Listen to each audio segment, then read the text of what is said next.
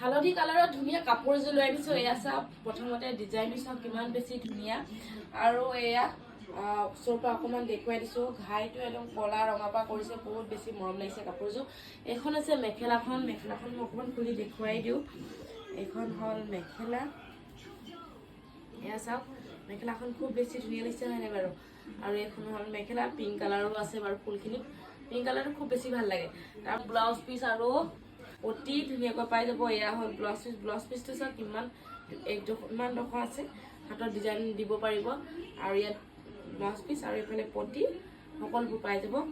তাৰপিছতে এইখন আছে চাদৰখন চাওক কিমান বেছি ধুনীয়া। চাদৰখন ল'ব, এয়া মই অকণমান গাতে লৈ দেখুৱাই দিওঁ। এইখন চাওক, এইখন আছে চাদৰখন। এনেকৈ ধুনীয়া ধুনীয়া কালাৰত পাই যাব।